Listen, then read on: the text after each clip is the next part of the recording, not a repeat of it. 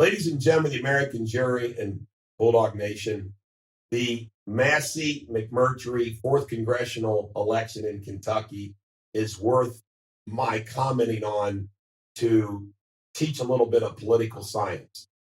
First and foremost, everyone knows that it is very difficult to beat an incumbent congressman or an incumbent anything.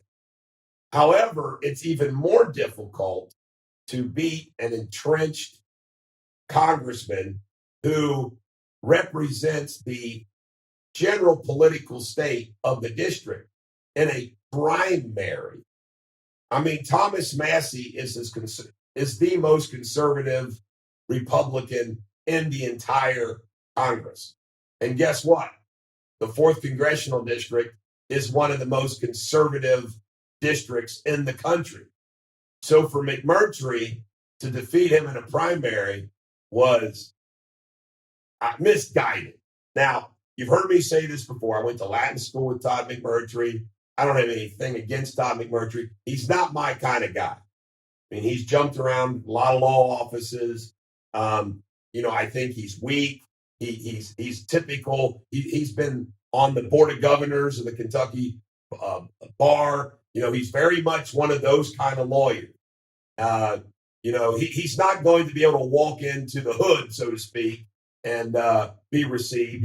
He's not going to be able to walk out on a farm and be well received. He doesn't get his fingernails dirty, if you know what I mean. Massey, on the other hand, is very much a Kentuckian.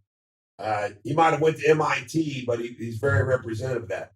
I think historically, it was the biggest drubbing in a primary in this district's history. I mean, the numbers that came in so far, the last I saw when 75% was in, it was like McMurtry had less than 12%. I mean, that's a drubbing of drubbings.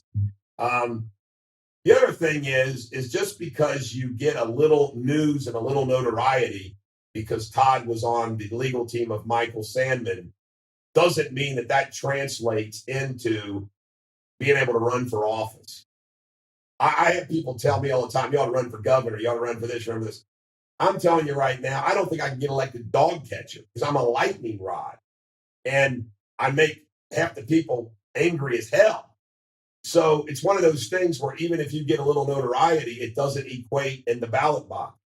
The other thing from a political science standpoint that just I marvel, and this is what's amazing about Trump, is we complain all day long about our government and our political system, rightfully so.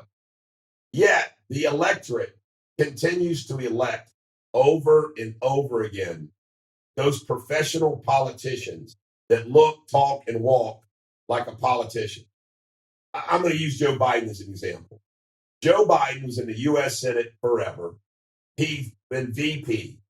He's just politics. And I'm telling you, the guy hasn't done squat. Yet voters look at a guy like Joe Biden.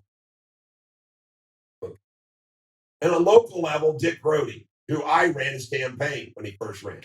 Dick Brody didn't accomplish very much in the Senate. But by golly, Dick Brody was an elderly guy, looked like a good guy, blah, blah, blah. And we never elect people that are like, get things done. That's the amazing thing about Trump. Trump pulled it off. Trump got elected. I mean, he is exactly what I'm talking about. And you know what? I'm sorry, folks. Until you, the electorate, start electing different type of people for office, you're going to get the same old over and over again. This is the Bulldog. Every dog has their day. Congratulations to Congressman Massey.